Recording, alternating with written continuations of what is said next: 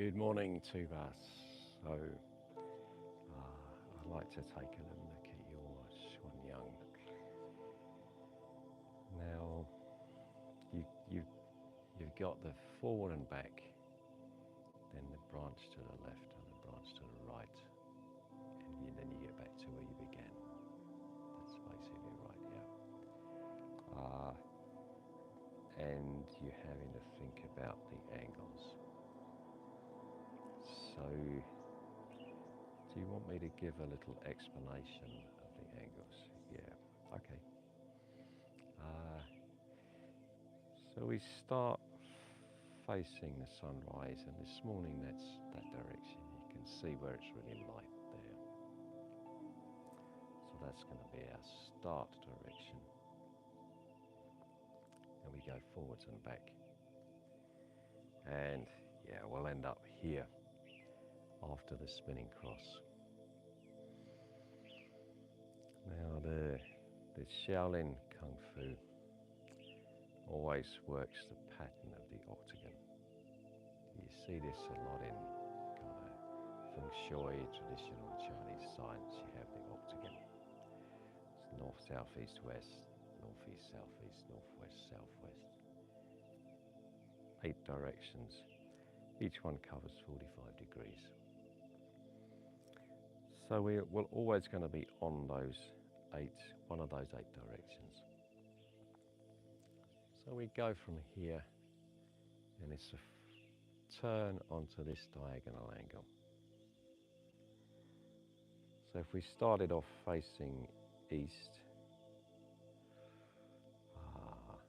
that's east, that's west, this is southwest. Yeah. Now we got a full turn around. There we go. So if the sun's rising in the east, we're northeast.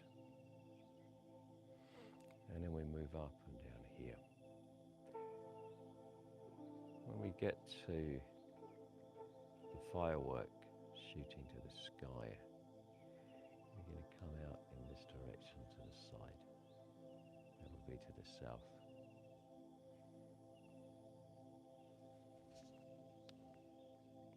Sage grinding the rice mill. Back on this direction. Okay. And we just carry on from there.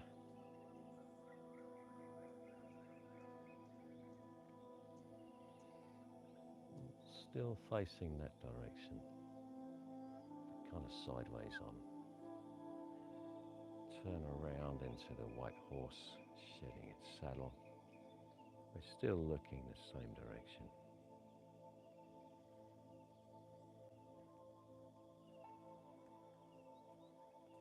Now the other way. Still looking there, same direction.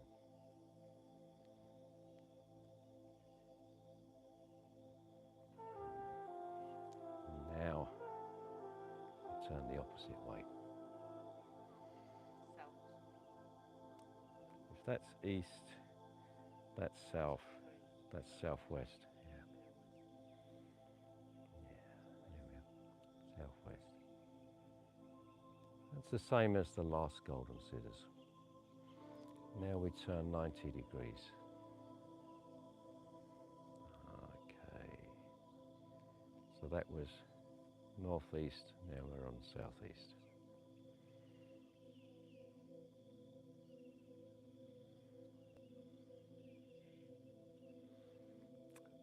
So the original facing direction, roughly, is east.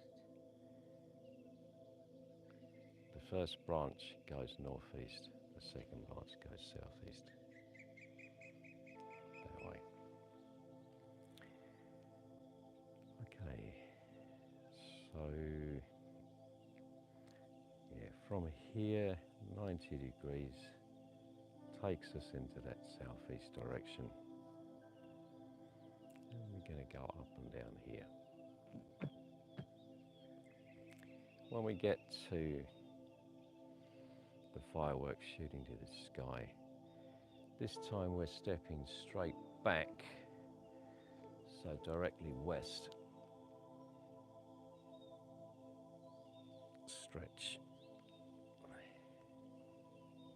And back to that southeast direction.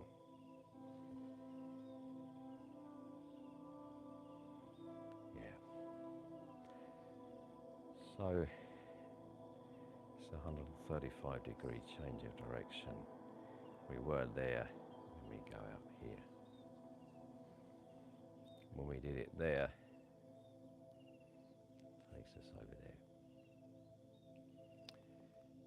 Okay, so where should we take it next?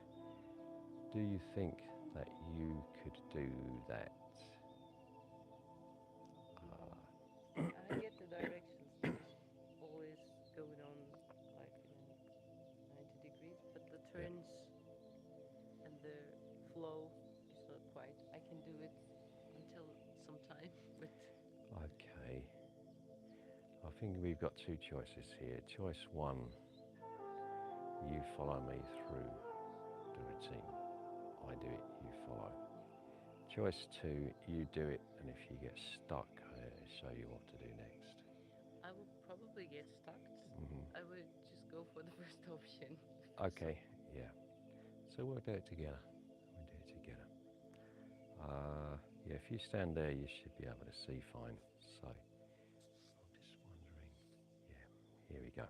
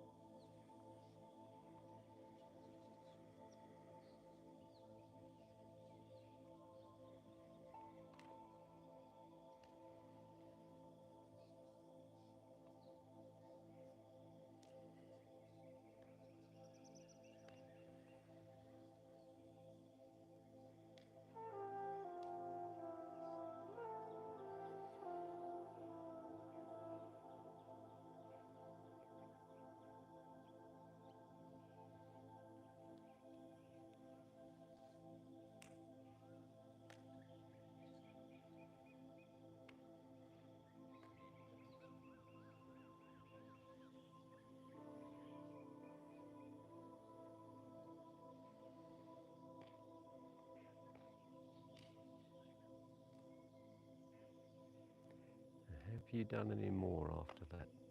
Sorry? Sorry. Have you gone further than that? No. No, okay.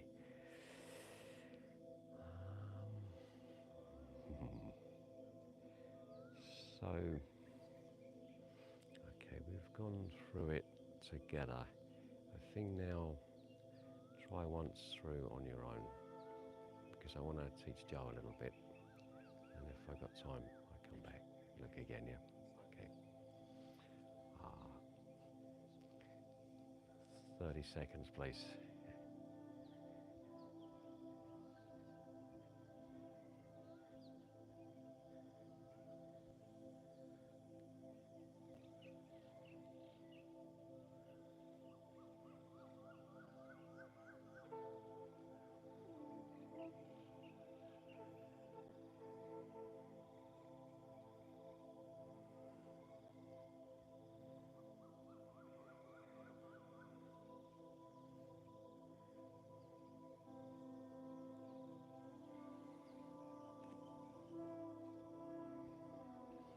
Joe, good morning. So, where have you got to now with your Shuang? Yeah, kind of same place that tube is at. So Right. yesterday, for the first time, or maybe the other day for the first time, I started after these movements. Mhm. I started going in the other direction. Yep. Yeah. So after the second butterflies and scissors, I started going in Yeah. that direction. And you can now get back to where you started. I've only done it once, so. Okay. So I'm not sure if I can get back. It's for me right now. It's the angles. I think I know. I think I have Yeah. basically got the moves. It's the angles. Yeah. And the footwork. I should have done this together with the both of you. So we start facing the rising sun, which is roughly east. It's not precisely east. The sunrise in the winter is about there, and in midsummer is about there. It's a huge variation. We'll call it roughly east. We go forwards and back, and then we turn out onto this diagonal angle to do the golden scissors, and we got the 180-degree turn, and we're now facing 45 degrees to the start. So if that was east, that's northeast, and we go up here, and we get to here.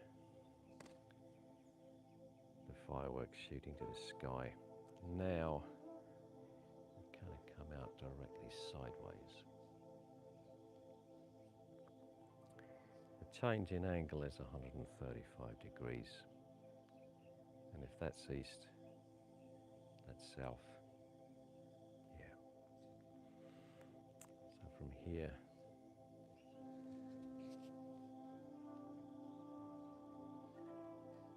to here, and then back to where we were on that diagonal angle.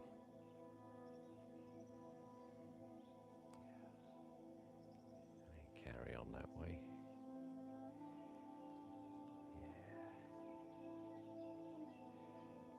So we will then end up here. Okay, so we'll do it together. From there,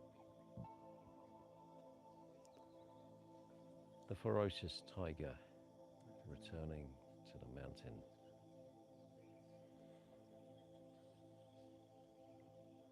The white horse shedding its saddle.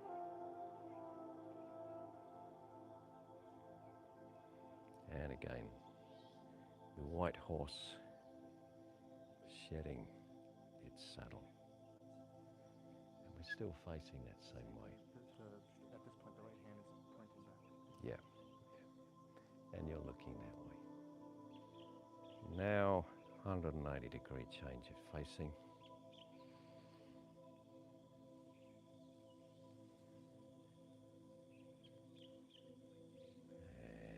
This is the whirling golden scissors, so the hands cross, yeah.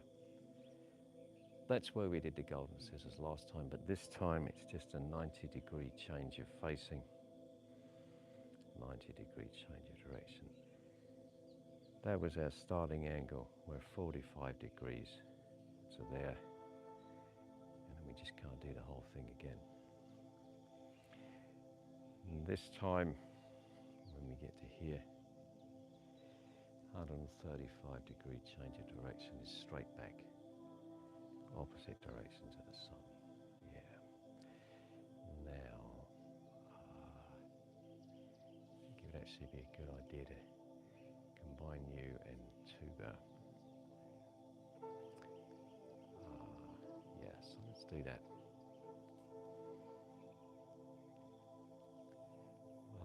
You're actually both at the same place, so we can work together on this. I think now I'd like you to try to do it on your own, up to where you've got to, with me taking a look, and if you have any problems, I'll fix them. Yeah. Okay, give it a try.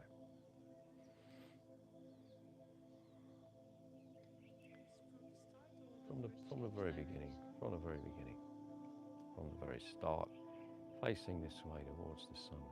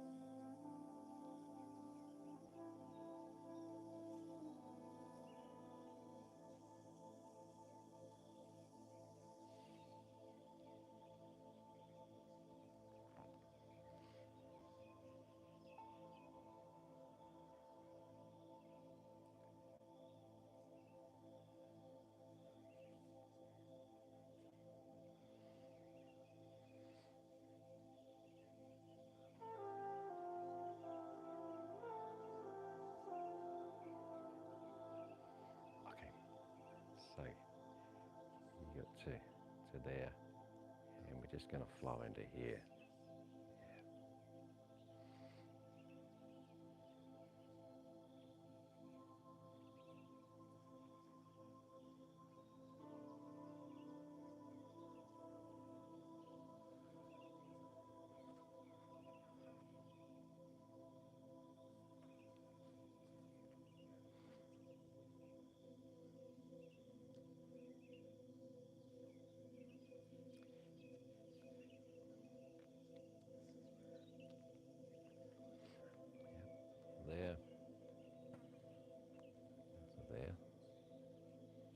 back onto that same direction and then up here, yes.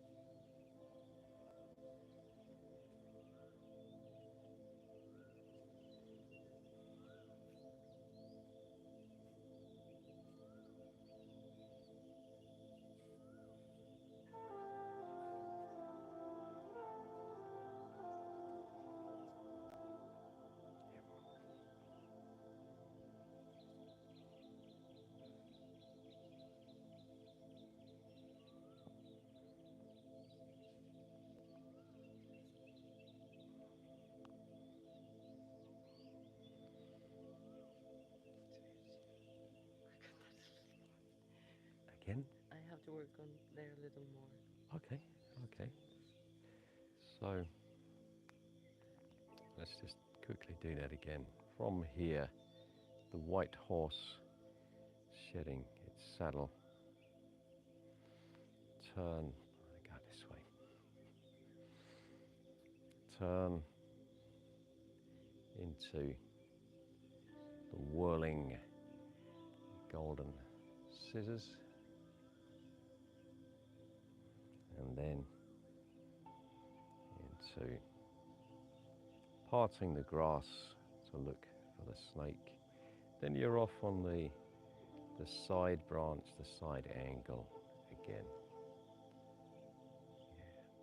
And you just carry on like last time. Like last time. Yeah. Okay. So here, it's really just a step in this direction. Open the left foot and step. Very, very simple.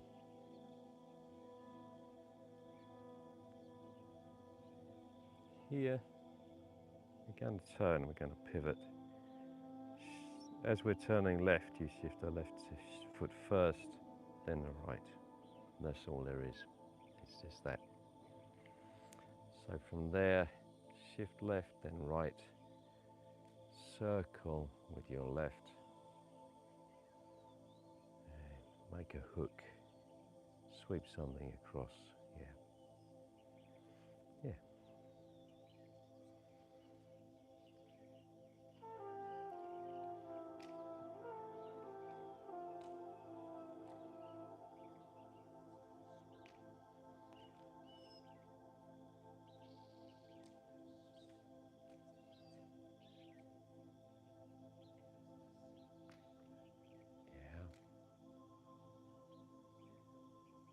This one is a scissor, yeah.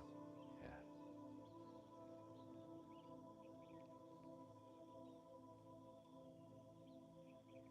Yeah. That's good. That's good. Yeah. Okay. Just want to check the time. Give me a couple of seconds.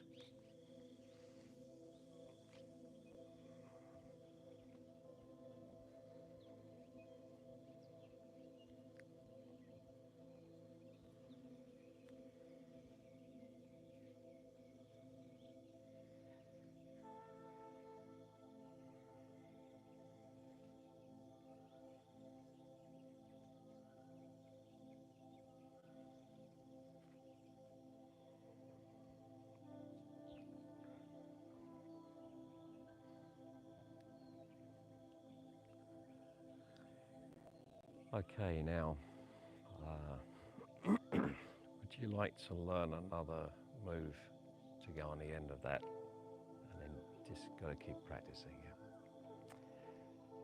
That's front. We've been that way, and then that way, and back. And here we are in the white horse shedding its saddle. We're now going to do this.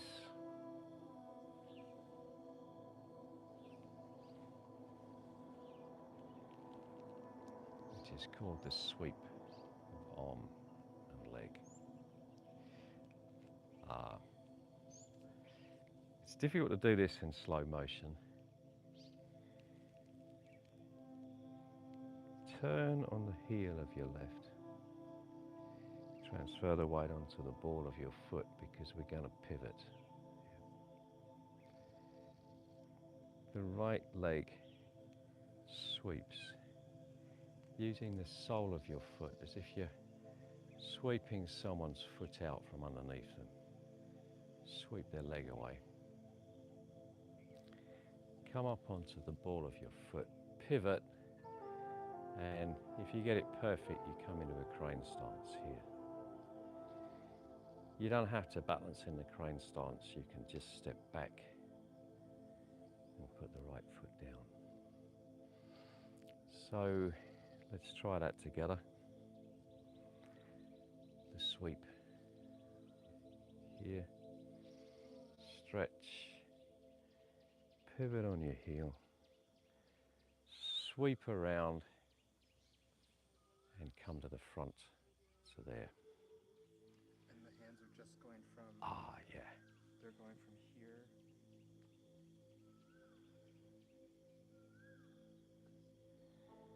Forearms touching. It's kind of making an arrow shape. The forearms are crossed, but the fingertips are pointing straight up. Keep the hands as straight as you can. Yeah. Keep them as straight as you can. Yeah.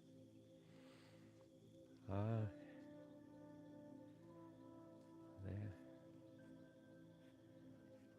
Turn on the heel. Sweep and then a little spin.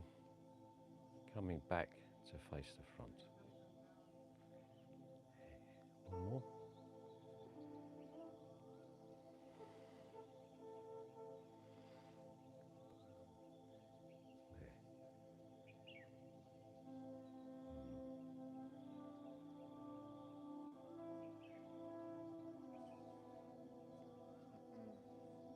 The right should just kind of fold over in front of the left.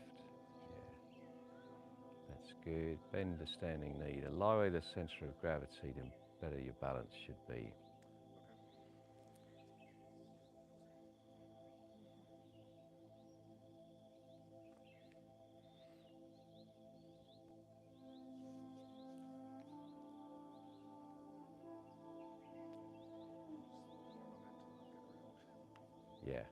Yeah. So this is a move that's going to take a little practice to get the balance. That's pretty good. That's pretty good. So here's the good news. Okay, we don't have to be able to balance perfectly. We can spin and then just come down to here. So you can come in and then just down to there if you're not easily balancing. And it's not easy.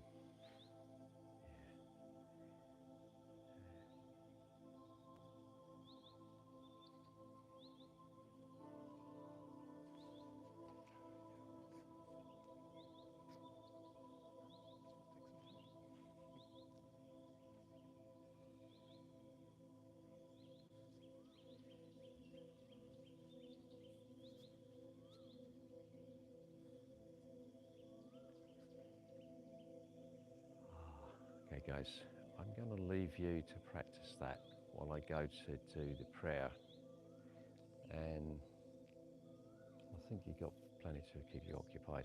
Yeah, thanks. If you want to go under the roof in the shade, you're more than welcome. Okay, so we've been practicing the Shuang art, the Sunfrost White Crane art, and this is the 66-step internal White Crane routine. It's a soft art, soft and gentle art, a relaxed art. It looks a little similar to Tai Chi, but it comes from the Buddhist roots of Kung Fu, not from the Wu-Tang Taoist root of Kung Fu. And this is a great art to practice early in the mornings. And this one still quite suitable for older people, for people with low fitness levels. This is the kind of thing that the older Chinese will practice in the parks in the morning to awaken their qi, get their energy circulating, flowing, stretch out all the joints and get them ready for the day. So I'm going to go to do our morning prayer now, and the guys are going to practice while I do, and then we're going to break for our Chinese tea.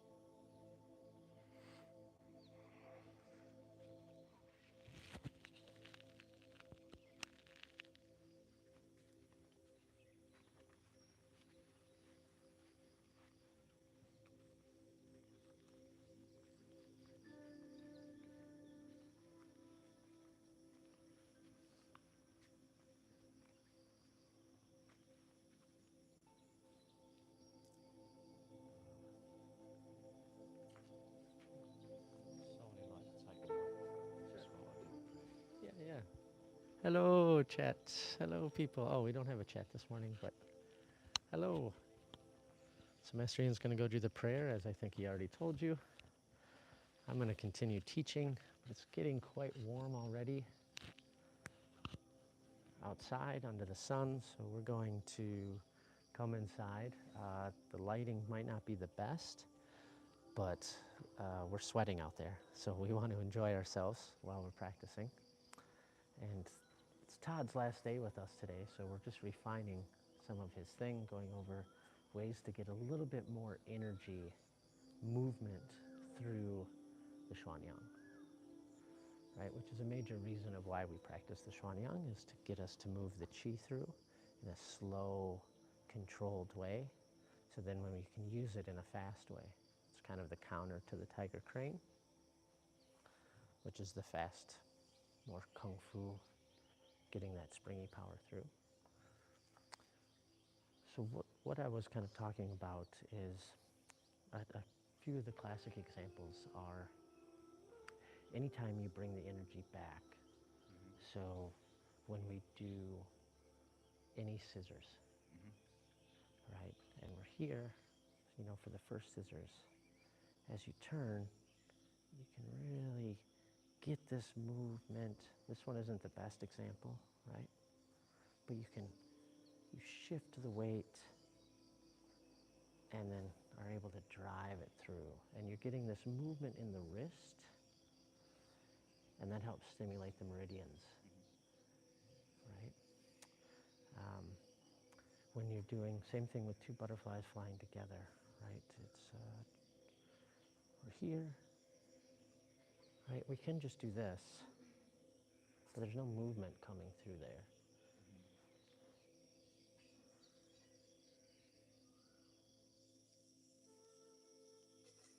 Right? I'm involving my back. I'm shifting the weight from front to back.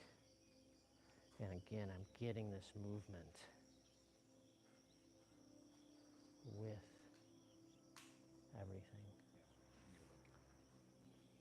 Bending the back knee, Definitely. straightening it. Yeah, exactly. So using that, because one of the ideas could be maybe I'm grabbing somebody, so I'm pulling them in, or if someone's grabbing my wrists, you know, I'm turning them around, right? I could be headbutting somebody.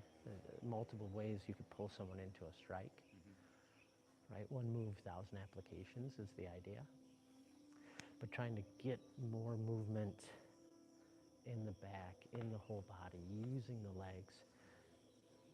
Yeah, obviously you just learned it, so you're trying to remember everything. Is this, where is this? Is it shoulder height?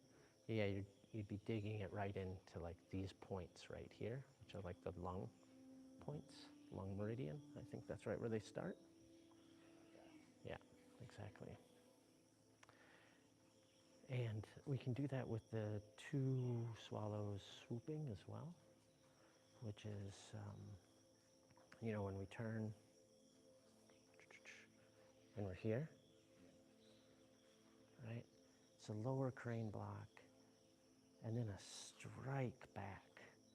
So lower crane, strike, and really let the hands go past, right? There's no need to just go here and here and then have the shoulders tend to rise up. Anything, we want the hands to come down super low, strike, and then come out, right? And getting that real nice turn there, yeah, right?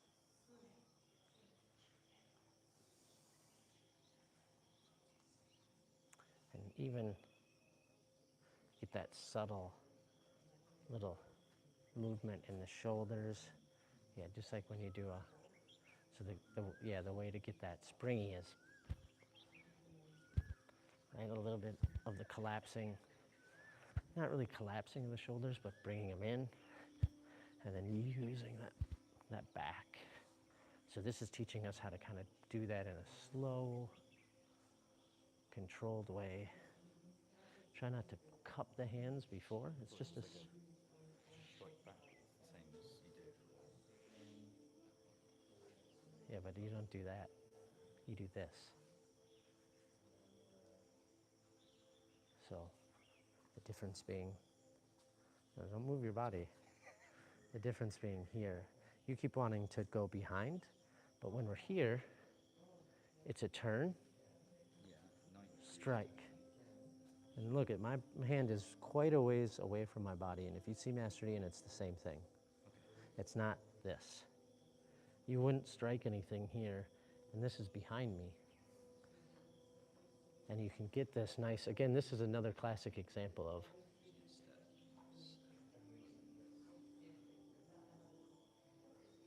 yeah. I wouldn't do the flick at the end. Okay. Try to do it slowly, you know. But this is a good example of, yeah, you can just do this, but there's no movement with everything. If I'm here and I turn, and now I release, and I'm coming back, and I can use that other hand to really push energy even through it more, right? And there's this whole flow that's happening compared to just,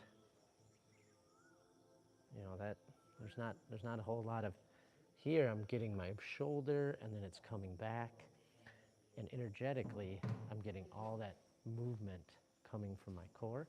It might not look that different, but it feels drastically different.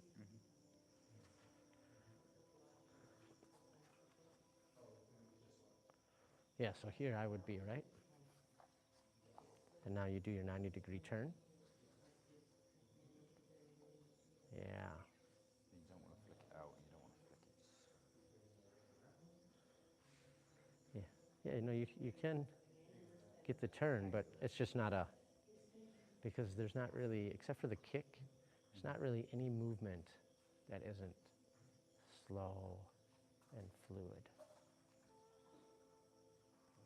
That's a flick, right? Yeah, but it's also slow and fluid. you don't do that at the end. It's a flick, but it's slow and fluid. We want everything to be.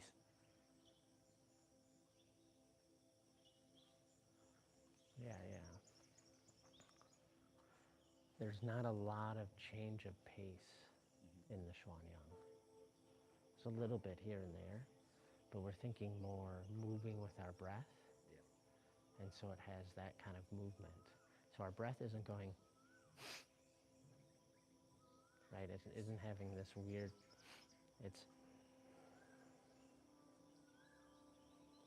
yeah. And then you're getting a little bit more stretch of the fascia as well, because there's this, just like, I'm not here and I don't go, right?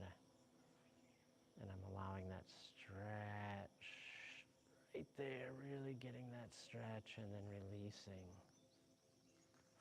coming through, right? Getting the stretch in the shoulders.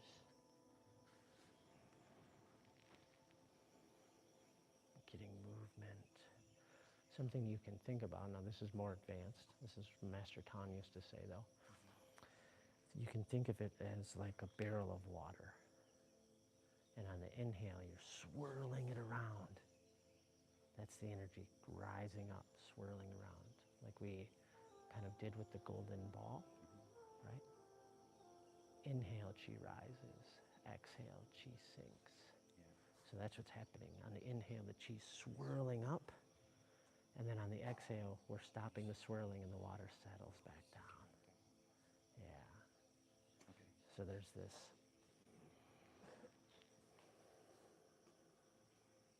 That's occurring, right? And don't worry about getting all that turn and whatnot. It took me, You get used to it. Yeah. You Well, get your body a bit more involved and everything's a bit more relaxed. yeah, and you start to feel the chi. You start to feel it more. It took me. That just is a recent discovery for me. It took about 2.5 years of me doing it multiple times a day to start to feel that. Everyone's going to be different. You're quite possibly be very faster than I am, but like, you know what I mean? Like, there's this. Comes with time. Yeah. Work That, over a long time. well, and that's the thing with this particular practice is it develops, it evolves. As you get more used to it, you start the chi and it starts communicating with you, which is why we like Shuang. So the gong just went off. So now we're going to go have some tea with a tea talk. I'm excited because Johnny's back. Johnny's the tea master. He's been gone, and us not tea masters have been making tea, and it's just not the same.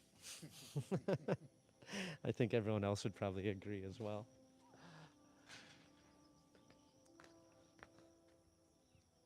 So it is quite warm out, but we'll be under shade for probably the rest of the morning. We'll come back and do a free practice. But as you can see, it's quite gorgeous out. I am hoping that we're having Lao Chateau this morning, but there's no guarantee. But we are going to hear about it from Johnny, so that's quite nice. It's so great to have Kate and Tony back as well. They're the people behind the camera. We greatly appreciate them. And we appreciate you for joining us. Thank you.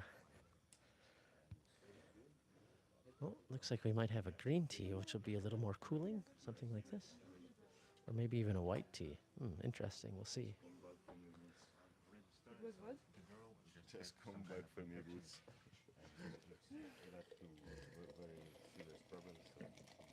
Your tea looks different, Johnny. Your tea looks different. The secret tea master tea. Look. No, we're same. Okay then, guys.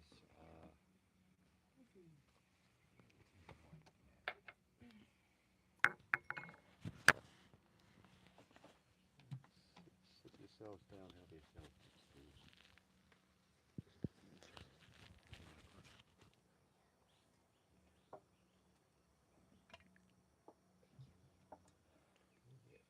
Maybe we can move along one. Guy, do you want to come and sit down and take some tea? Oh, Okay.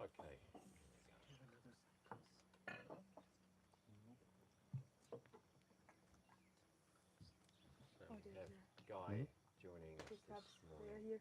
And he's just going to have a little try at what we're doing. So, started off with again another very kind of gentle energy. The plants, the animals are happy when we get this little rain and a lot of sun. The plants grow really well. And if you've obviously got food for the animals, so they come out of their dormant stage and become active. Everything is kind of mating, and yeah, busy time for the forests and the wildlife. Then it starts to get hot. I think it's going to be a very hot day today, so we'll see. So I'm going to ask Shuang to Johnny. He has a mic now. You have a mic. Oh yeah. And he's going to tell the story of this morning's tea. Yeah, good morning, guys. Good morning. So happy to come back from tea trip. Yeah, and I have a good special tea for today, this morning. It's a white tea. It's almost maybe 4 or 5 days straight from the bushes. This is like special gift from our tea master for the school. This white tea number 12 name. So it's like home bushes, home garden of our tea master. Just organic, sun-dried leaves, maybe 4 or 5 days straight from the bush. And we have no flowers, but we have wood today. It's like most expensive tree, wood, most expensive wood on this planet. The smell is great. I'm gonna burn it. And we have burning stick here. Smells very, very good. Yeah. Is And this agar wood? agar wood, yeah. So this one you can smell. You can just take a look. This one from Myanmar. This one also from Myanmar, but this one is very old. This kind of 1 million baht for kilo. this this one cheaper. This kind of 500,000. Yeah, but yeah, also have a luck. This new oil from from wood from this wood from Myanmar. I want you to try. Today, wood meditation for less talking, more feeling. Give me a wrist. Yeah, just a little bit. Yeah, Marcel. I want to share this smell. Just put on the wrist and give it maybe 2-3 minutes.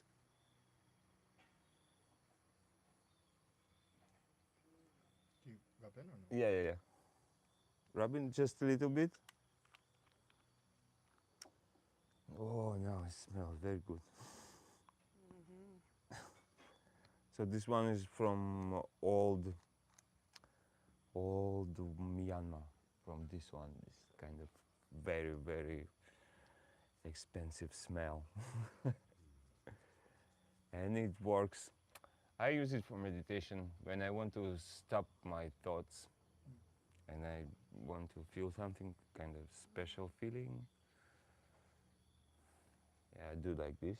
Just close my eyes and I put it on the wrist on my nose level so I can smell. And I concentrate only on the smell. So if I want to stop my thoughts, I just put wood and start smelling it, and thoughts, they are stopped automatically. I don't know how it works, but it works.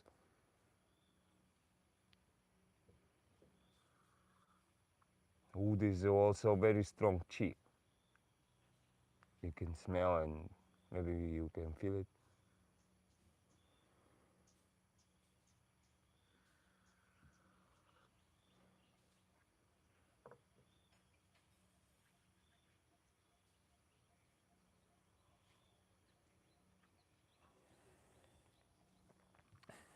Great to talk.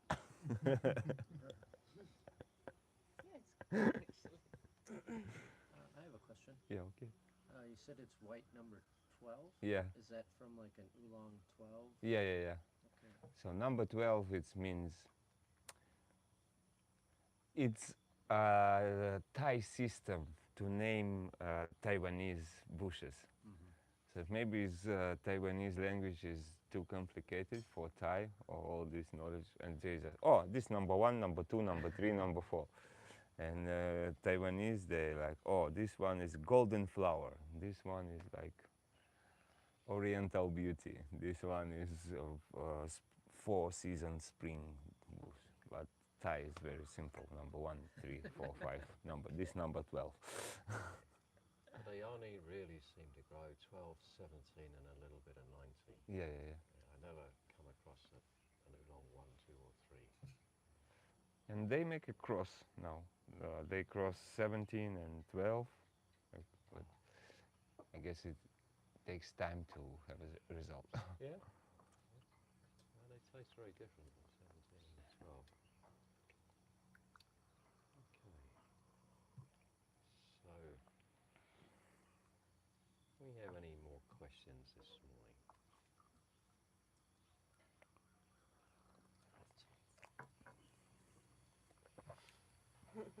No. I Okay. have Yeah. a potential question here. And opening the lock on the wall, Mm. maybe just kind of, are the arms crossing over the left thigh? Okay. Does it matter? I feel like I've been shown a couple different ways to do it over the years.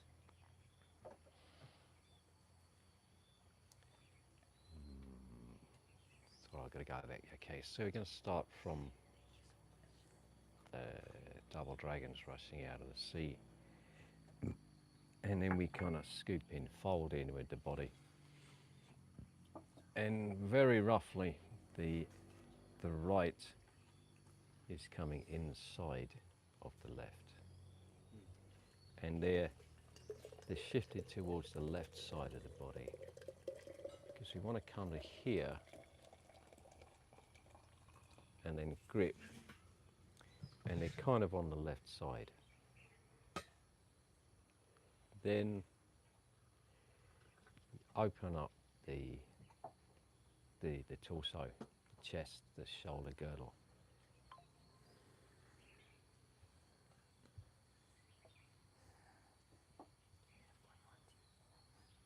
And by doing so, pull the hands apart. So we've kind of compressed in and then pulled out again. There's this and this going on, so a lot of torso movement. And we get this appearance of opening something up, and the something becomes a lock on the wall. So it's like opening a double door. Doesn't really look like opening a double door, you probably do it that way, but you get the idea of opening something. So that's the point that the name conveys the essence of the movement, which is opening. So here, and it's roughly on the left, and then we open up.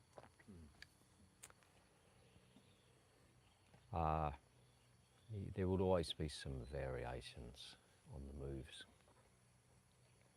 That's about it. Yeah. When we finish, the elbow's kind of twisting, it wants to come in, but the hand is out. Probably just clearing the thigh, and there's a little bend on the wrist, just like there's a bend on that wrist, because we're pulling apart. This is in the usual Sun Chen type position with the elbow in and the hand out. Yeah. I always feel like a can opener. So I have that Yeah, feeling. It's yeah. like opening a can or something. Yeah, yeah. Or a lock. Yeah, so I see why they call it that. the essence of the movement is to open up, to open, yeah. Something coming in here.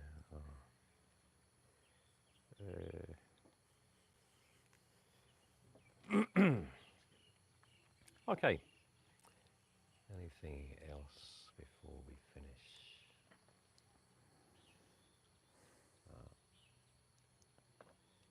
Not going to be a short tea break today then, isn't it? Do I have anything significant to say? If I do, I can't think what it is. I'm a little bit tired this morning.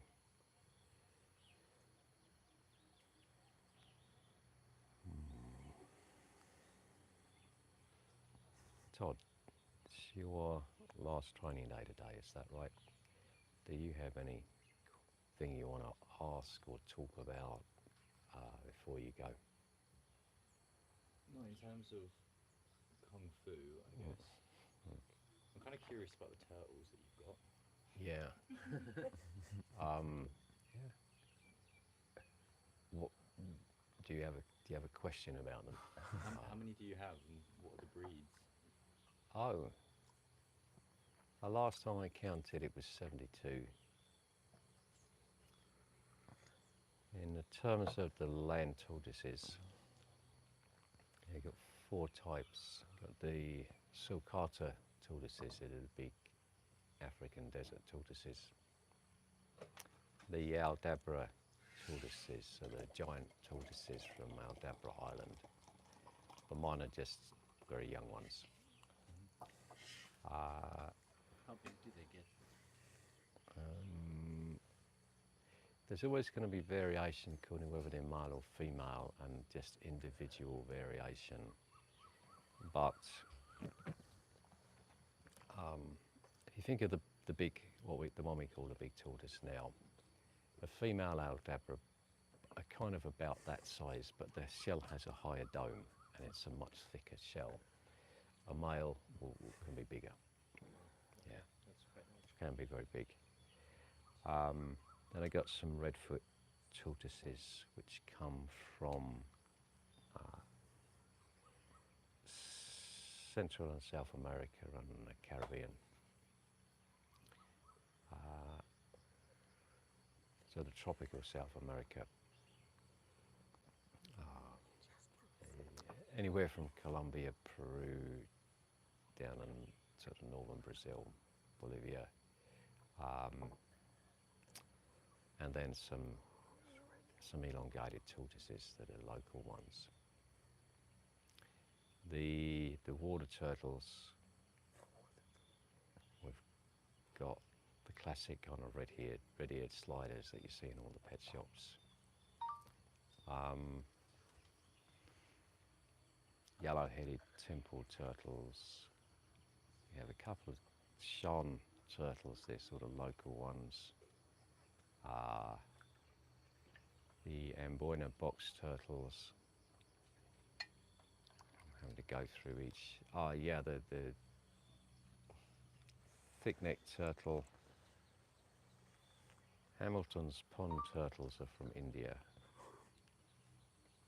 We get one snapping turtle.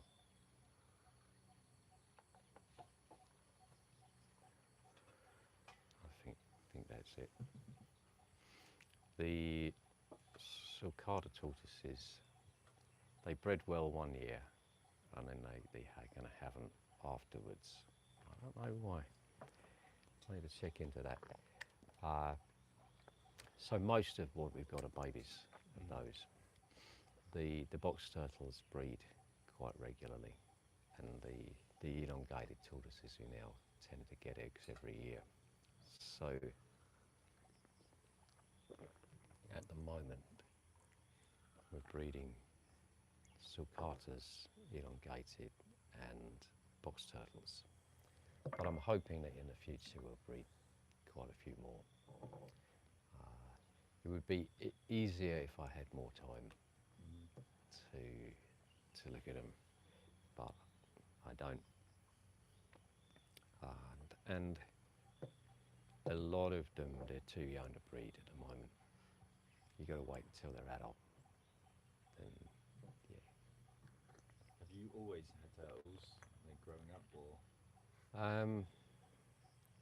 I think I had the first one when I was about 7 or 8. Yeah. So long time. I used to have a lot in England. Then I had to get rid of most of them because I was travelling, spending a lot of time in Singapore doing Kung Fu. Then I moved out, got married. That interrupted things. But then when I came to Thailand, I mean, the Thais are really, really keen on keeping them. So lots of Thai people keep them, and then you go to the big market and they were kind of lots of them on sale, and wow. And it's much easier and much more practical to keep them here than in England, because they're mostly from tropical countries. Here, and they need a lot of sunlight. They need a lot of UVA and UVB. So in England, you have to heat them. You have to have artificial lighting. It's quite difficult, and then they don't get the seasons. Here, from most species, you keep them outdoors. You need to keep the small ones inside until they get to a reasonably tough size, and then they go outside, and then they're getting natural sunlight, they're getting the natural change of the seasons, and yeah, they do much better. And most of what we do feed the smaller ones, the commercial pellets, but also kind of local fruit and vegetable. The bigger ones, all of what they're eating is stuff that we grow here. So they're eating a kind of extremely fresh organic food every day. That helps, that makes quite a big difference. Now most of the Thais give them commercial vegetables, which is A, expensive, and B, not organic, generally speaking. So I don't think they thrive on it. We just cut the grass and weeds here, give them that, and see the big prickly pear cactus that are growing all over the place. That's tortoise food. That's why we got so many. So they eat the cactus pads, the bigger ones, and that's really good for them. You see, we're growing a lot of fruit, and if the fruit's kind of not 100%, they get it. So they have an almost unlimited supply of bananas. Some of them, the sulcatas, shouldn't eat much in the way of bananas because they shouldn't have anything with sugar in. They shouldn't really have fruit, just a very tiny bit. But a lot of them, they can eat fruit. Now it's mango season. They get mango when it's mango season. When it's not, sorry, it's hard luck. But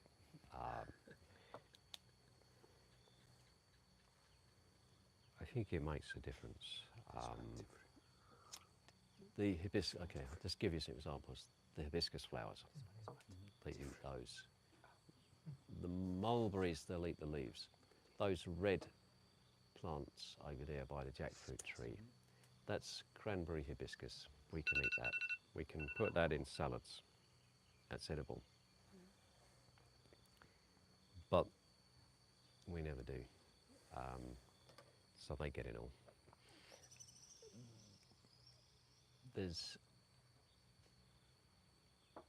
lots of stuff growing that you don't realize it's edible, but it is. And, you know, that's all getting channeled towards them. So they're getting a very good diet of, you know, it's only been picked a couple of hours ago, Yeah. Very fresh. organic food. Yeah, sunlight. So they do pretty well. They're very, very hard to keep. You really have to work on it, but I think we do better than average. Yeah. But I mean, by all means, come and have a look at them. Apple will be feeding them about 10:30. Yeah.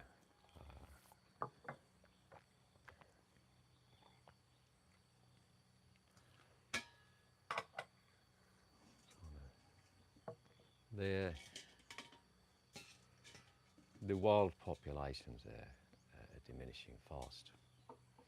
But if you're careful, then they can do well in captivity. And they once you get the setup right, then they breed well in captivity. This is so good. Smells like money. So there you go. Money smell. That's the turtles.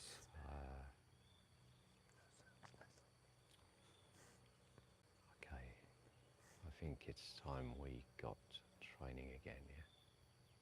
Okay, we'll drink up the tea and then get starting again. What do you think about this tea? This is the first try. Special. It's for me. It's not tasty, but the tea is very strong. Yeah, it's like young tea and refreshing. But taste is no taste. For me, it's like no taste. Really? Absolutely, yeah. If compared to thinking- others white tea that we produce, yeah. Yeah. So it's just dried leaves. My palate isn't so refined. Um, Yeah, but Yeah. I like the tea of this tea more than the flavor and aroma. To me, there's a distinct taste of oolong 12 in Mm. that you think what a normal oolong 12 is like. That I don't know how to describe the taste, but that has the taste of oolong 12, which you don't normally get in a white tea.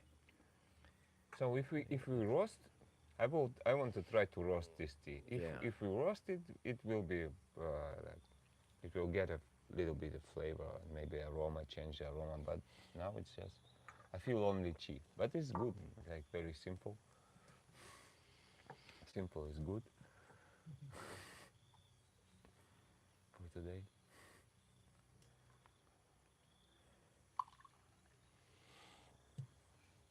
But no caffeine. Little bit, Little bit. Yeah. Okay. you can feel. Oh, I feel buzzing in my head. Yeah, you drink a lot. I did. Yeah, because it's I felt fresh. more than I should. It's fresh. If I roast it, it will be like get you quick. Will get you quick. Mm. Yeah. Okay, so are we saying this is high in caffeine? In this condition, it can have more coffee. It will have more coffee in 2 months. You know, these young leaves. It's not so much coffee. Okay, 'Cause it's so white because tea. of the age of the leaves, Yeah. there hasn't been much caffeine accumulated in the leaves. It's kind of Okay. first leaves, first flashes. It's not too much caffeine. Yeah. Got it, okay, I get you. But it's still Yeah. Yeah, I feel it here Mm. and here. and Right. the wood is changing. Yeah, that might also have an effect on it. I had a question about that Okay. because I know in the past you had mentioned not to have some like perfume or aromas interfering with the tea? Yeah, Like- today change the rules. Simple. Schmishnoi. But you know, aromas have we have different kinds of aroma, and the aromas also have a different energy. So, for example, oud is very we can like, use together with tea. Okay. They like a good pairing. But if we have menthol, for example, Yeah. no way. So that's it. Thank you. Thank you, John. Welcome. Thank you. Really happy you're back. Yeah, also so happy to come back.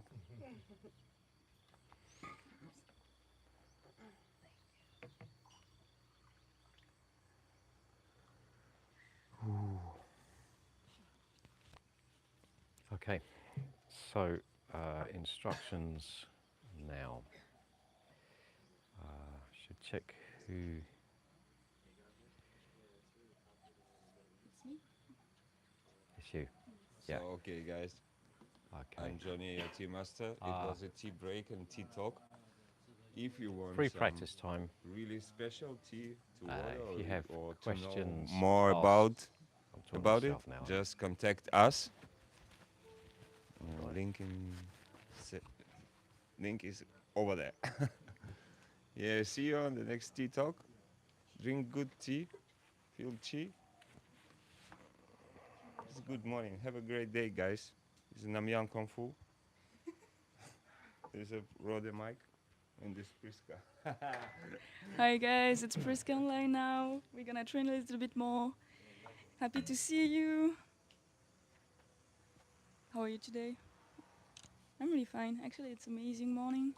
Is it an amazing morning, Todd? It's a perfect morning. It's a perfect morning. It's what we say.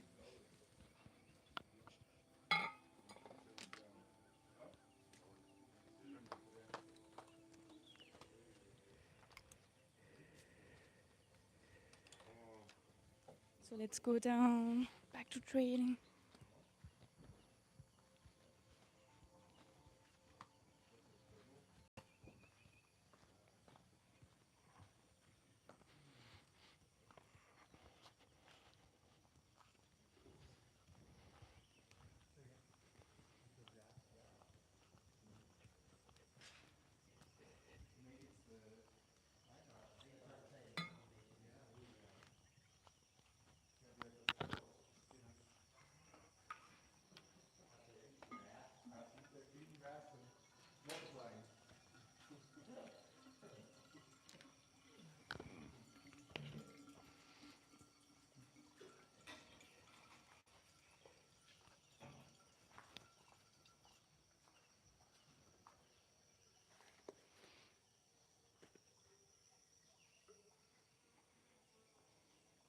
Okay. Oh dear.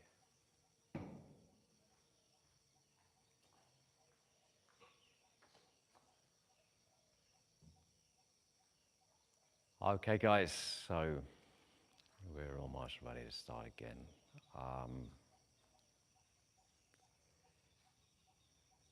Free practice time. If you have any questions, if you need help with anything, ask Priska. Otherwise, practice. If you need anything, ask me. Okay, here we go, guys. Bow. And we'll get started. Okay.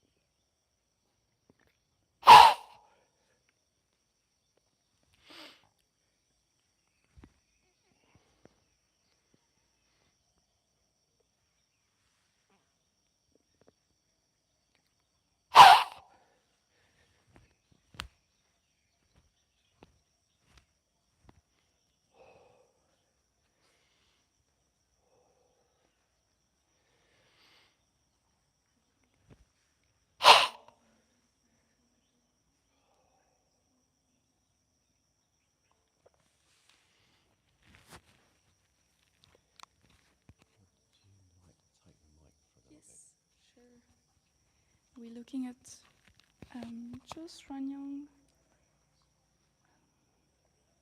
After this move, yes, exactly. And then here, in the groin. And then you follow up, yes. Yes.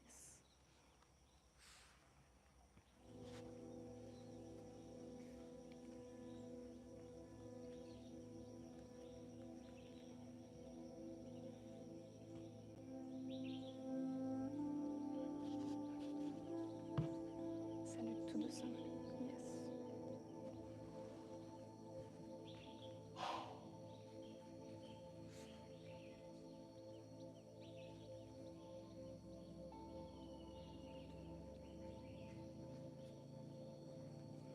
Yes, nice.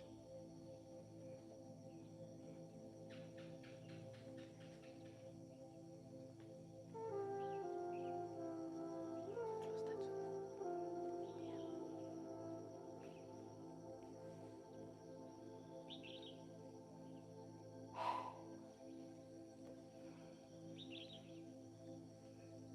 So it's free practice. Joe is doing his Shuang. Master Yan was doing the Sun chant, the Tiger Queen art. Here there is a block. Yes. Nice.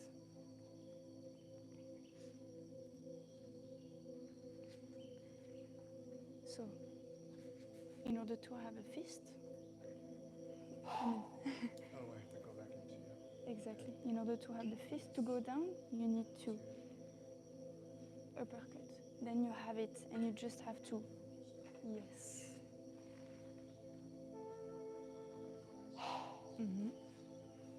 Yes.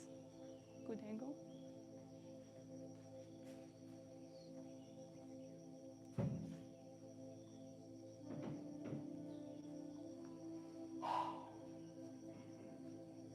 Yes, nice. The same angle you were facing, so So it's so then it's actually yeah. You just pivot on your heel, don't step. If you're here, just pivot. Yeah. Make sure that you kind of like hitting at the target. and hips are also no hips are here. Exact.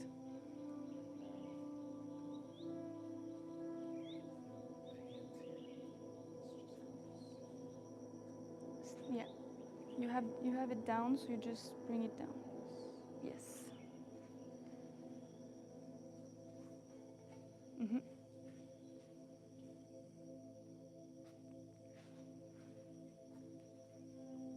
Yes. Yeah.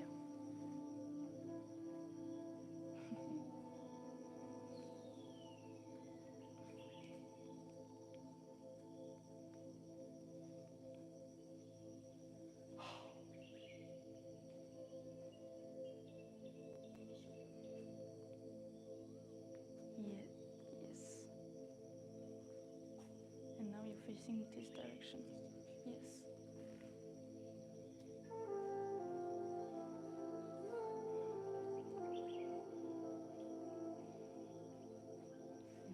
Two butterflies flying together. Good. And then. Yeah.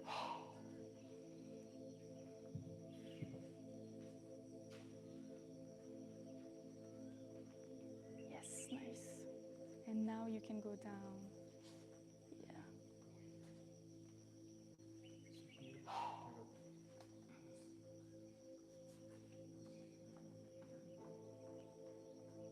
Yeah.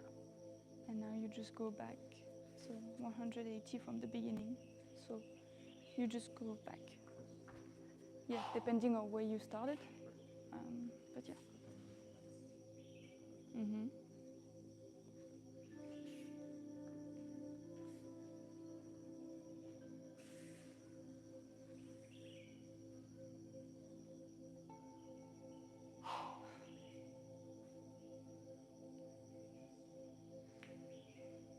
You got it.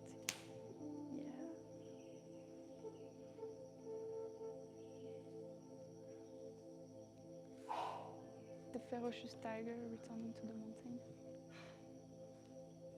Yeah.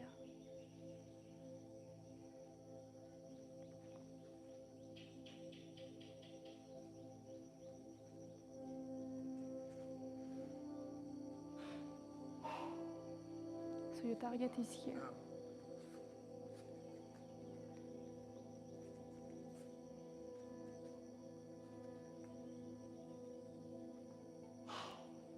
So if you're here, there, you turn around, and that's your first, okay? Here, yeah. Then, yeah, yes. Mm-hmm.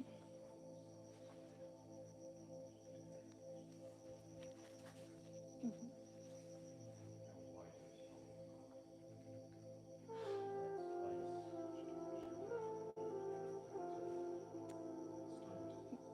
Yeah, with the sweep. Yes. So you here, you just turn your foot as much as you can, and then just sweep. Yeah. Yeah. Yeah. So what you did forget was after the drum,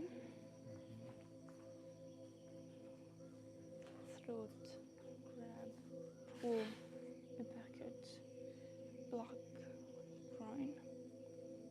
Okay, so you can even visualize that sequence. Here, you jump in it, block, you counter, throat, but you can't stay here, so you grab, pull it back and come up. Then you block another counter, and in the groin to finish it. Then you leave. Okay. And then the next, the one that you always kind of struggle with, block. So what we can say here, so it's like here there is a block, then there is a counter. Next you need a block, and then you need a counter.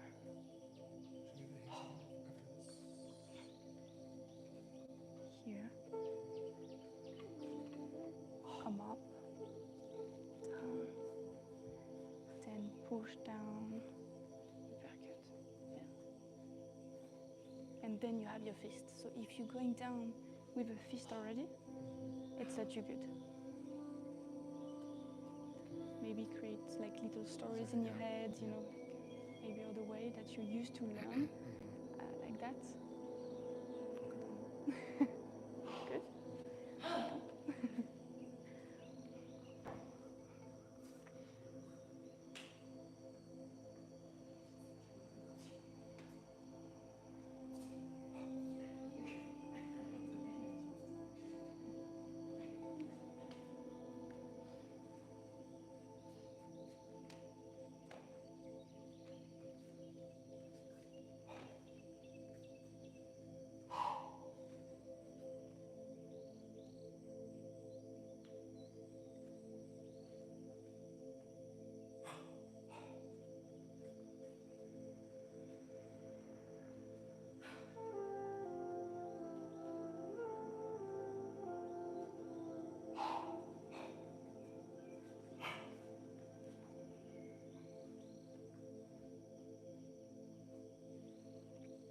So here you can see Buddha-san doing his Samchen.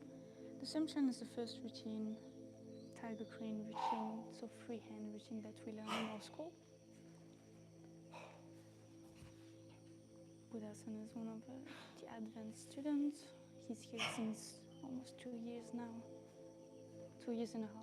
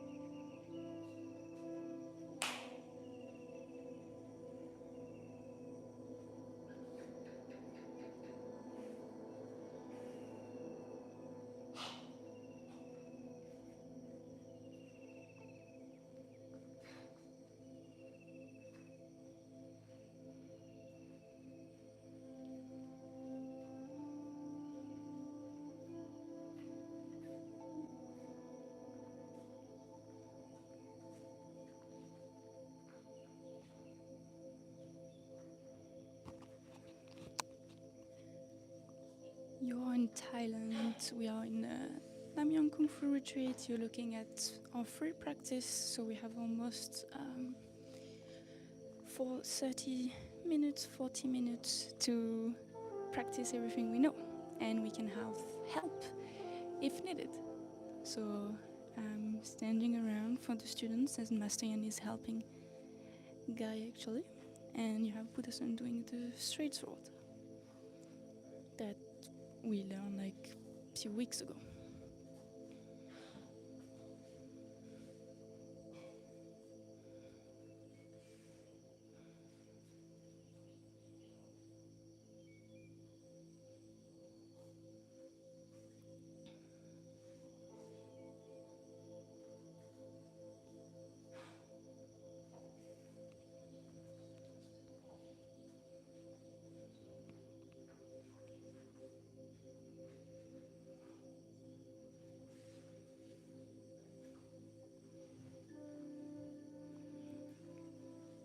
We are practicing, not performing. So obviously there is doubt, there is mistakes, there is imperfection, but it's the beauty of the art. We just need to repeat it again and again and again. Like in everything. It's how you learn to speak, how you learn to walk. Same.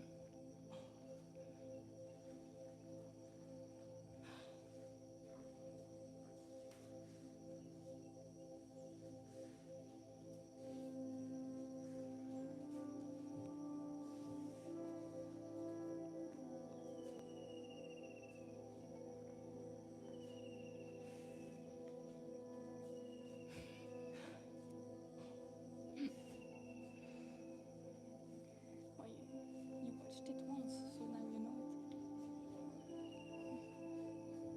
That's it. Selina is working on the cane. The cane is one of the basic routine, and she's working on the core, using the core in a routine.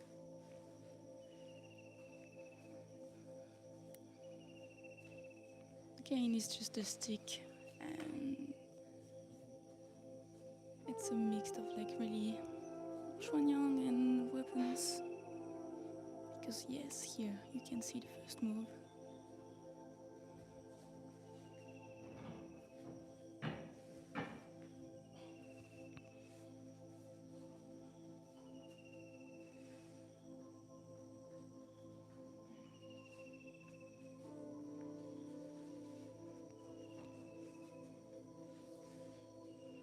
And in our school we have like a little bit more than 30 routines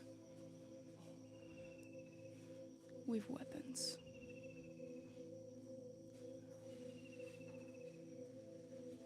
And we try to learn almost like one every grading.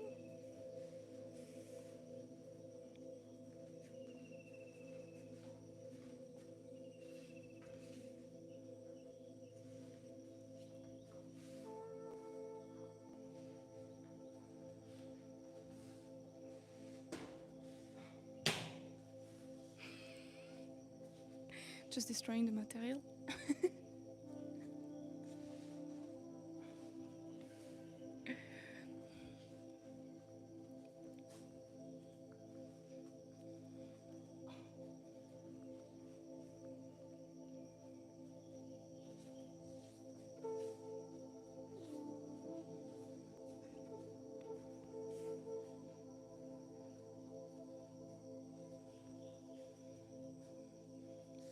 And we have Todd working on the Tentao. The Tentao, it's the single knife, it's kind of like a saber, but now he's using a stick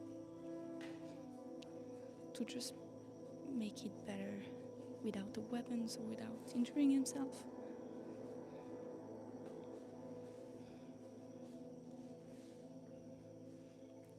If you want to practice it anywhere, the stick it's the best one because it doesn't like look like a weapon. So you can just bring it with you all the time at home if you have a broom or like if you have a stick or if you have something, you can just practice with it. It's easier than taking a sword in a park, I don't think it's really allowed that much.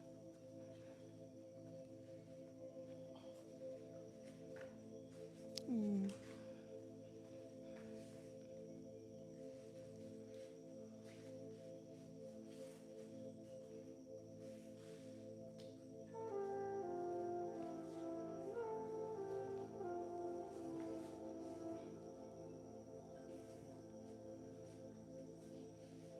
So that's a weapon you can learn in 1 month if you stay with us here. And it's Todd's last day, so he knows the routine really well. And he even learned another one. Because he's good at it.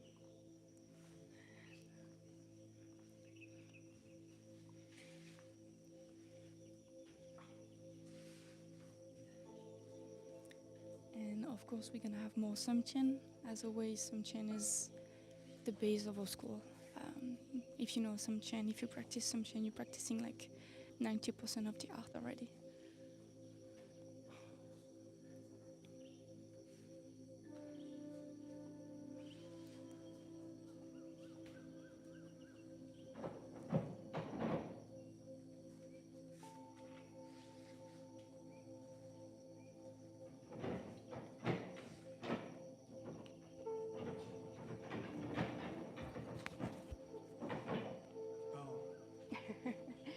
Minor detail at the end, the child carrying the tablet.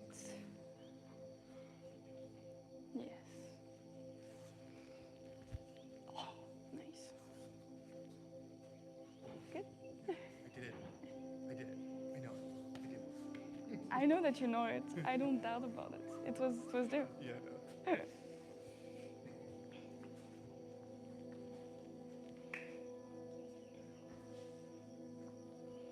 And to the right, Martin is working on the stance because stances is the basic of a school. In a Kung Fu school, stances is really the base of it. If you don't know how to be stable and at the same time mobile and strong and grounded, then you're not gonna be able to do a lot of things.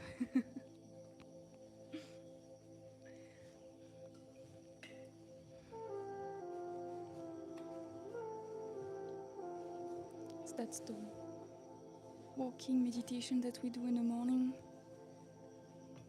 Guy just arrived today.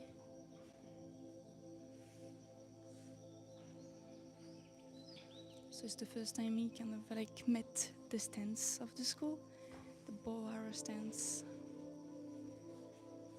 It's the main stance we use in weapons, for example. You have seen it on Todd's routine and also Budeson's sword and Selina's cane. And we use it also in Shuang, and you've seen it this morning. That stance is the longest stance we have. It's really stable, really grounded. It's the longest stance. We have another one that it's named walking stance, and it's more mobile. It's more used to move faster. That we use in Samchen, for example. That you've seen Master Yan doing it at the beginning of this session. And he's gonna do another routine of the Tiger Crane art with that walking stance.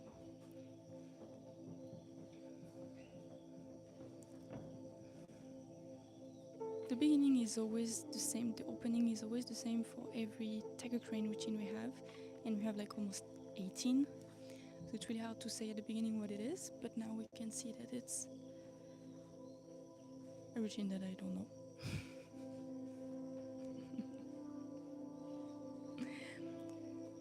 So I'm sure it's one of the advanced routine that I don't have access to yet. You can see the springy power going through.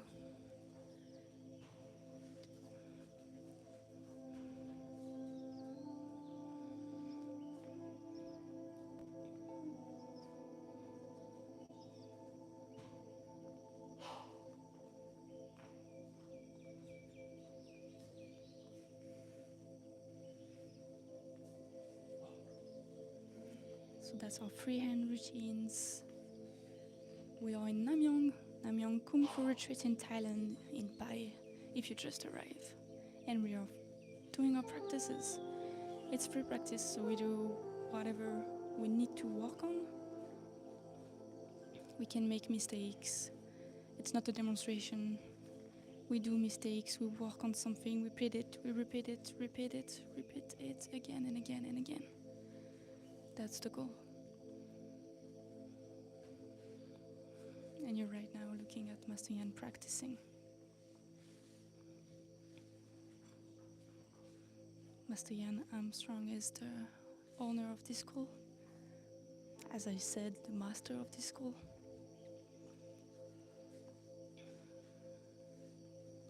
More than 40 years of practice.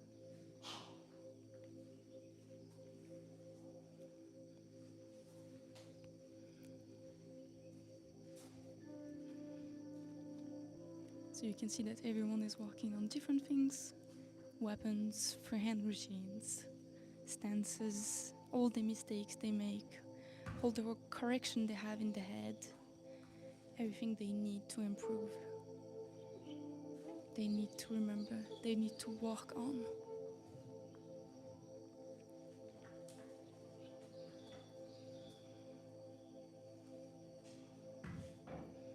We still have 15 minutes of practice and then we're gonna do the stretch. Here it's not even 9 o'clock. And I think that was the end of the Tentao? Was it Tentao? The nine ring execution blade. Issue with knuckles, really hard to grip, I quote.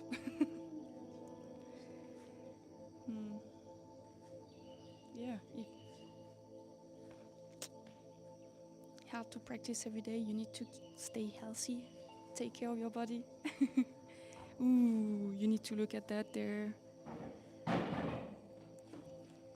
That's a really nice weapons routine, an advanced routine that Todd learned in private lesson with Buddha-san. So in 1 month he learned 2 weapons routine.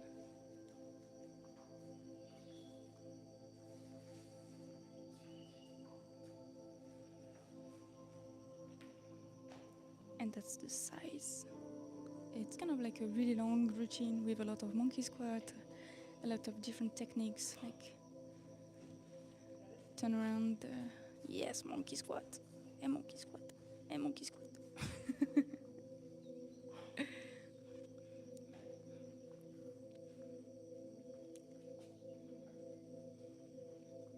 That's a really beautiful routine.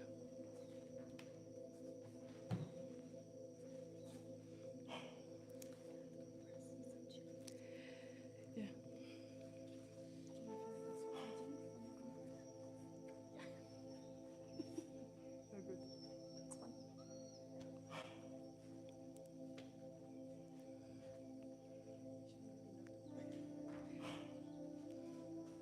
What do you think online? If there is any woman, do you think it's nice to practice Kung Fu when we have our period? Do you know anything about it? Do you know if working out when you have a period is nice? Because I'm sure Todd has some problem about that. Kidding. So you're still looking at Todd's size routine. It's really long, it's not finished yet. It's quite impressive.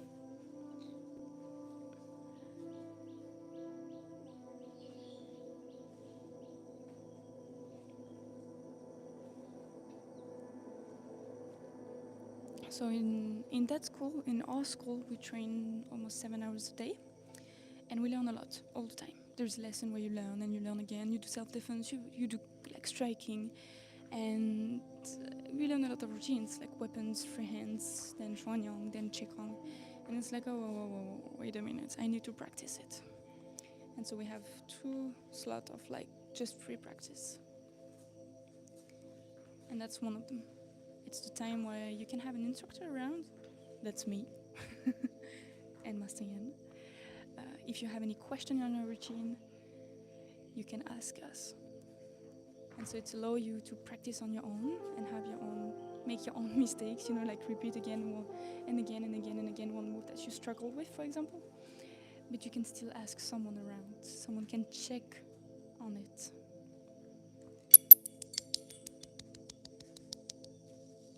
That was gorgeous.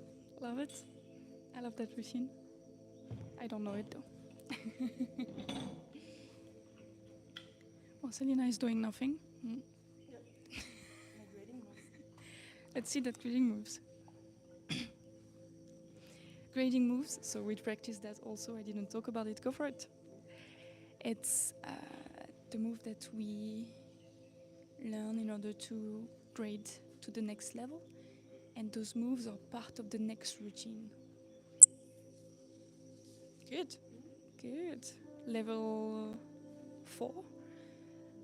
Yeah, going to on 5 after 4 months. That's impressive.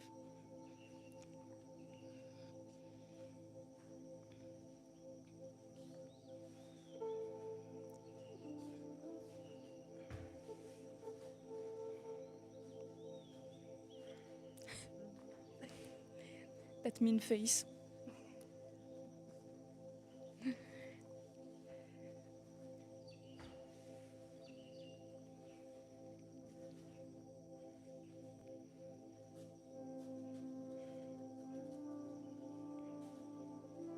Do that again.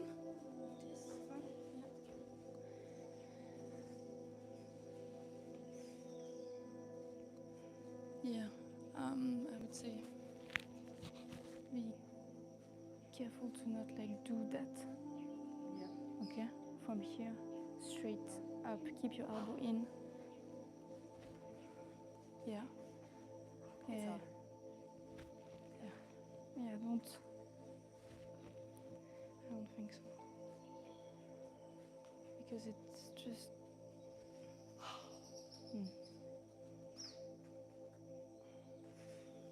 Down. Down here. Up. Yeah. Oh, it's way up. It's come from. Nice, nice. It's something I have to work on.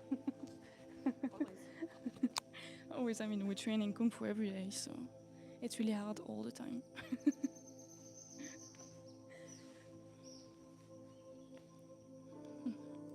So we have a lot of grading in that school. This school here, you can't see it. For example, I'm gonna have the same uniform as Selena. You can't see which one is above which one. Sometimes she's gonna teach me, sometimes I'm gonna teach her. Because we can always help each other. For example, I'm on grade 6, 7. And Selena is on grade 4. But you can't see it physically. We don't have belt or things like that. It's just that she knows less freehand routine than I do. It's just 8 months less of training. So in 8 months she's gonna be the same level as me now, because she's gonna stay 1 year with us. Yeah. So in total we have 11 grades. And then afterwards it's more like grades for teachers. You improve your teaching. Because you learn a lot by just teaching. You realize that actually you don't know the move and you're like, how should I explain it?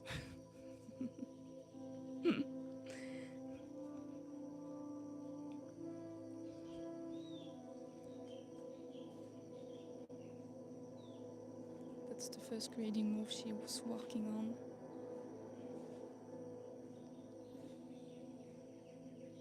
Do that again. When you come up.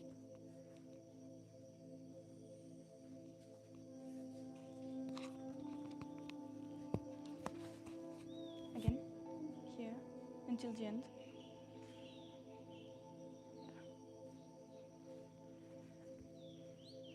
Yeah. Yeah, it was good. Yeah. It's be careful to not do any shortcut, to not do that. Like to really hands up all the way up, because it's really a block in the front of your face. So if you're here and you do that, it's like you didn't block yet. It's like, yeah. But the second was cleaner. Yeah. Good.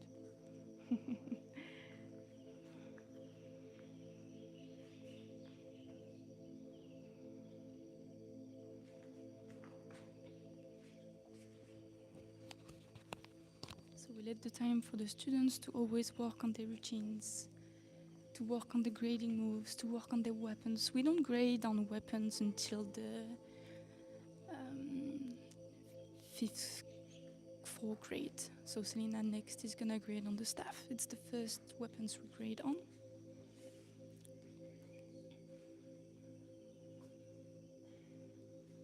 Then we grade on the staff again, next level, and then we grade on the 10 Tao. 10 Tao, it's a single knife. So we keep learning all the time, keep grading, keep helping, keep teaching, keep improving, keep evolving.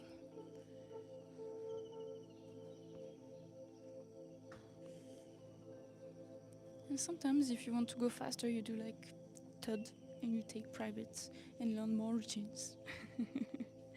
And I mean, he's able to do it, he can remember it, he really practices it all the time. He's one of the students that practice the most here. There is 2 students. We have a little shift of no one until a few days.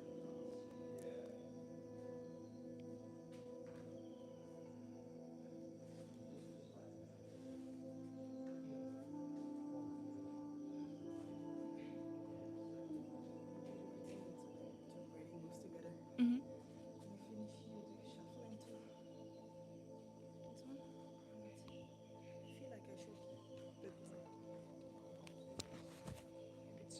I'm used to, because it's the grading move for the third one. Yeah. It's what I'm used to shuffling to. It's Um, not. Tricky. Yeah. Here. No. You just turn your hips. No, it's not, and be careful because it's not the same move. Yeah. Okay? In Sip G it's down, and this one is straight. Yeah. Big difference, huh? Yeah. No, it's no shuffle. It's after, but you do it. You know, it's like here, and then I think it's here. So you shuffle next.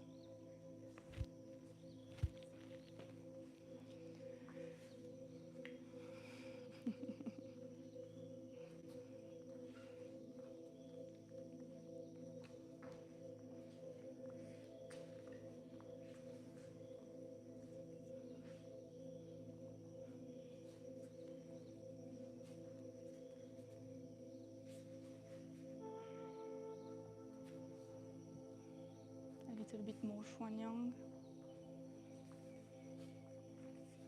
Shuang is a routine of a school that is about like 66 move. And we need 1 month to learn it. We do Shuang every morning, 5 times a week, and we need almost 1 month to learn it. 66 move, almost all of them are unique and different. A lot of them has a lot of application. They have really funny names, like the horse setting saddle. The right horse, sorry.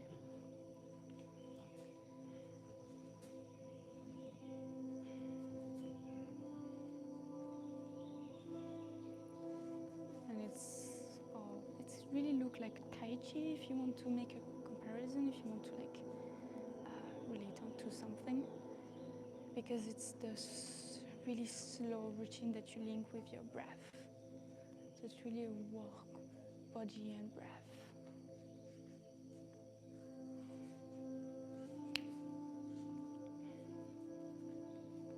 If your angle was, he knows.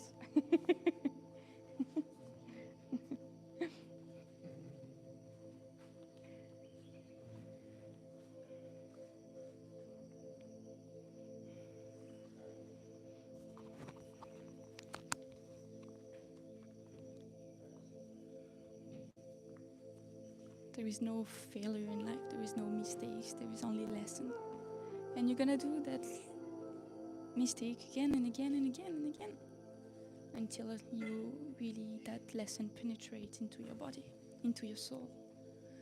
That's why we do free practice, to give you the time and the opportunity to have someone looking at your mistakes, kinda, so your lesson.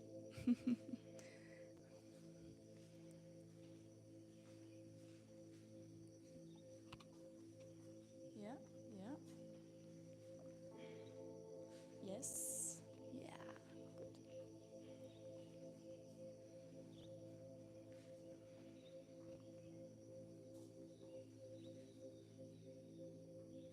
If you want to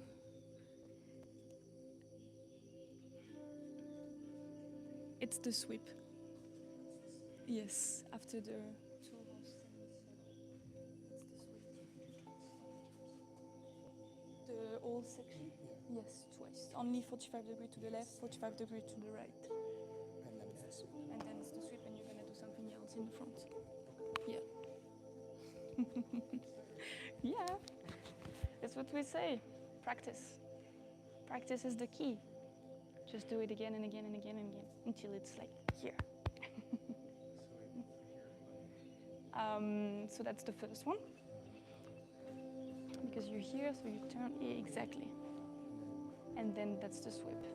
You open your foot as much as you can and sweep. Yeah. And you face the beginning. I guess your beginning was here. Yeah, okay. Yeah. And it's right over left. Yes. It's no. He's right over left. Yeah, no. It's that because the next move you're gonna have the left close to you. So yeah, Okay, guys. definitely. Sorry about running out of time. So we're going to do our morning stretch. Going to start the morning stretch. I think, well, yeah, make one more at the front. Yeah, that looks neater, doesn't it? Yeah. And here we go, Bell. Lock your fingers and stretch up.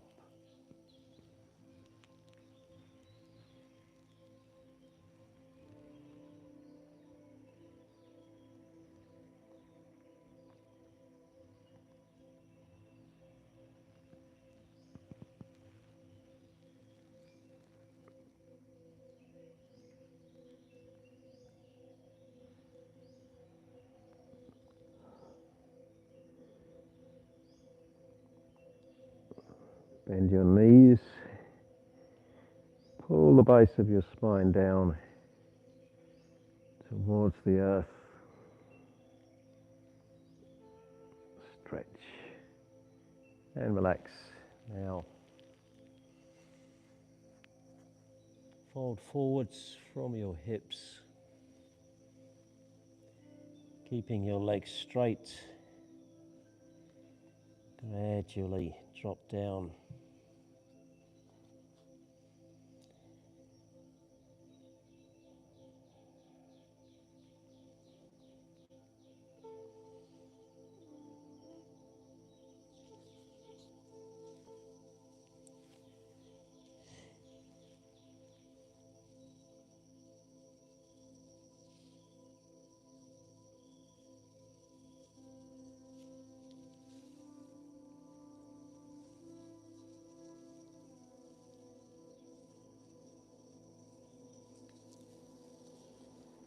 And stand again. Now the lunge position. One foot stretched out in front of the other, knees over the toes. Push your hips forward to bring the knee over the toes. Then reach up high. Stretch high, open your joints and bend. Bend back.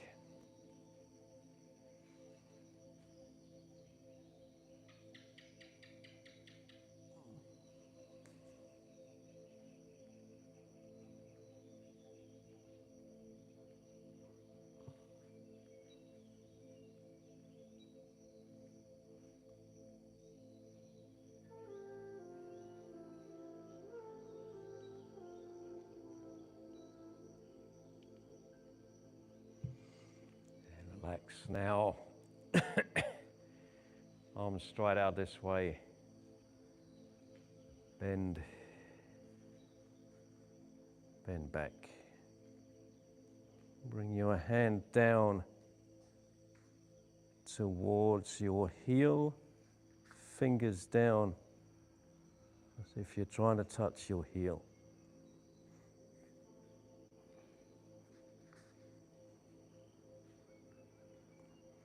And now the other side.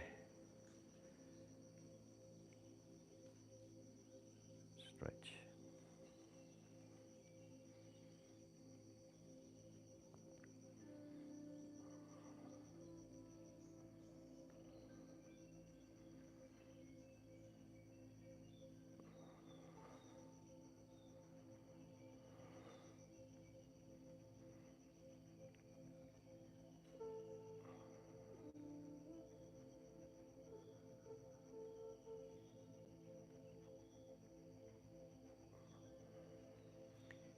And relax. Drop your rear knee down to the ground. Push your hips forwards. And reach up high.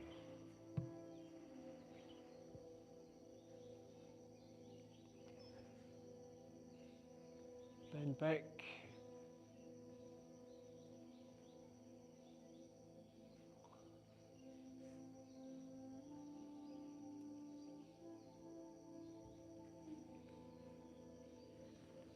And relax.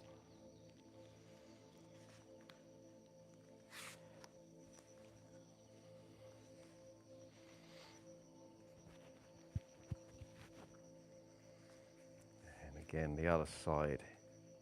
Lunge, knee right over the toe. Hands up high. Push him up high. Stretch right up and bend.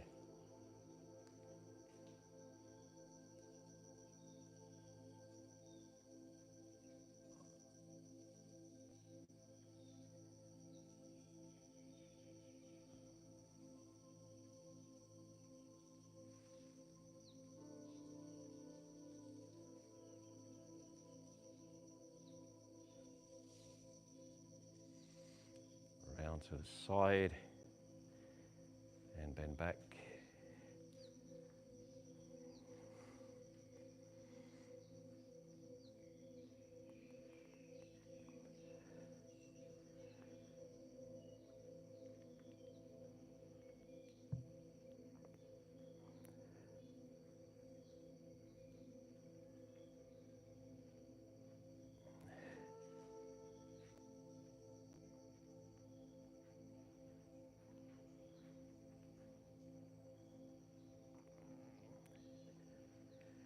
And now the other side.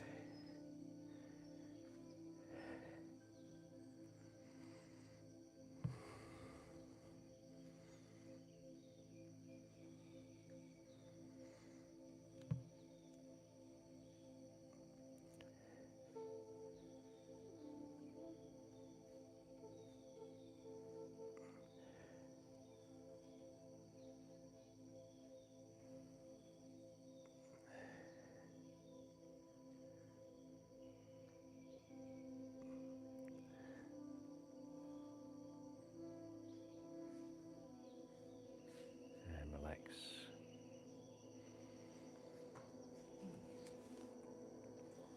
Keep your knee down and push your hips forwards. Stretch high. Bend back.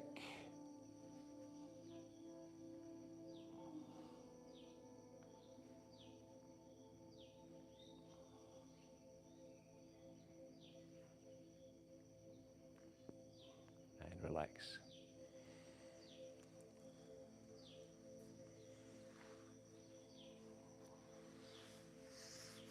And sit. Tuck your feet together. Press your knees down towards the earth. Stretch your head high.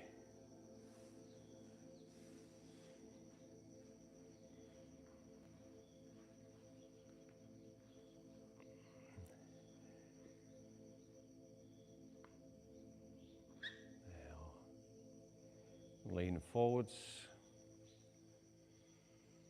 Bend forwards from your hips.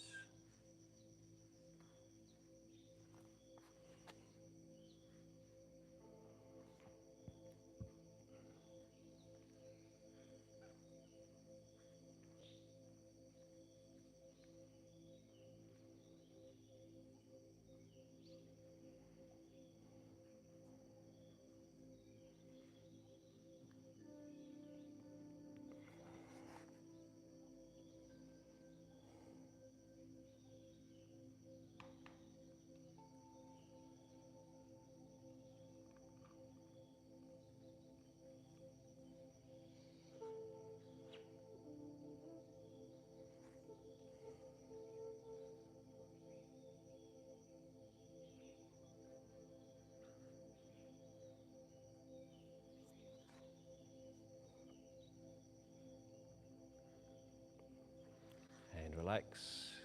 Now, spread your knees wide apart.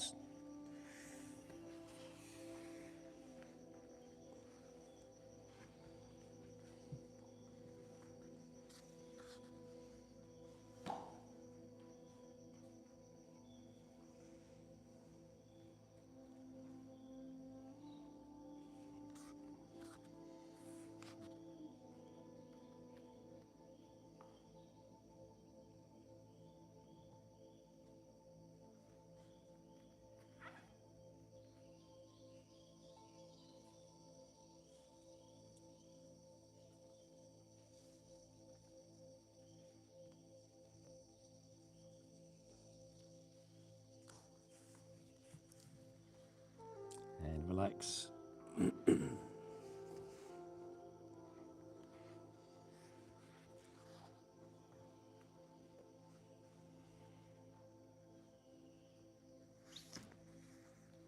Now, sit with your feet spread wide apart, like Priska and Buddha-san are doing. There we go.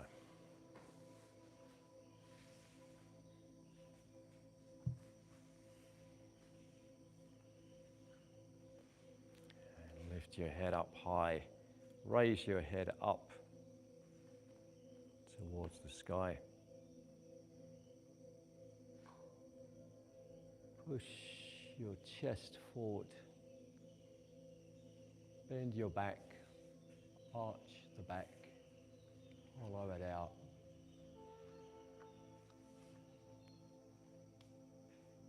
And then gently lean your body forwards, down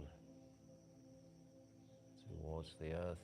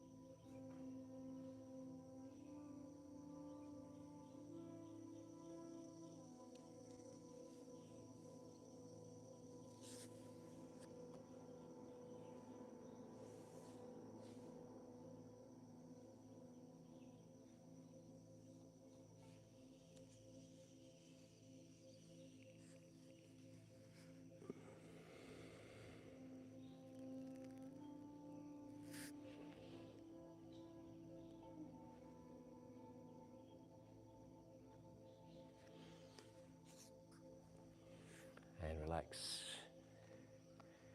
Leaning over sideways now.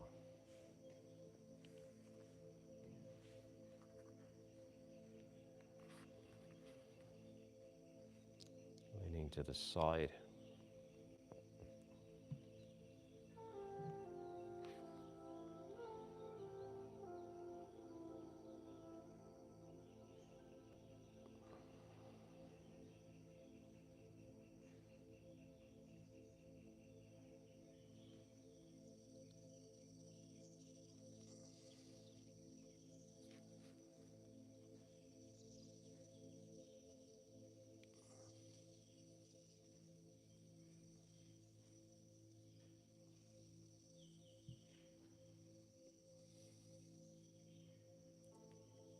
Change sides.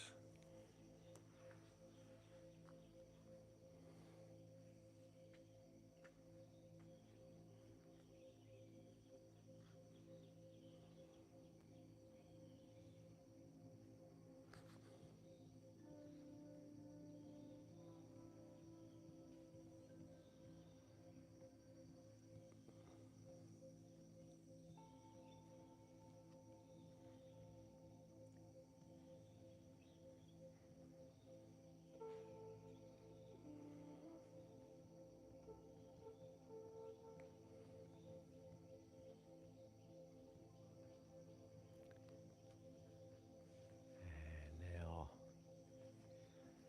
feet a little wider.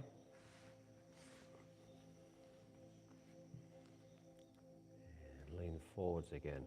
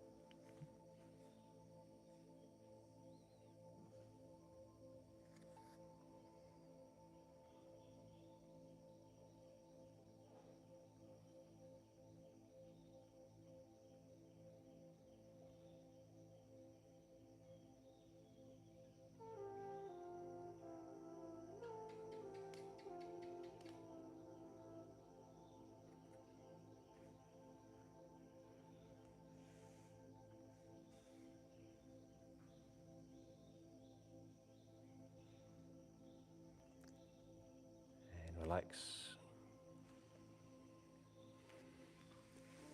Bring your feet back now.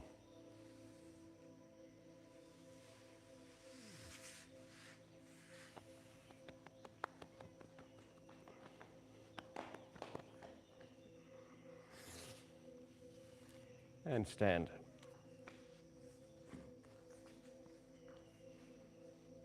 Okay. Okay, well done, guys. Yeah. Bow. Okay, breakfast time.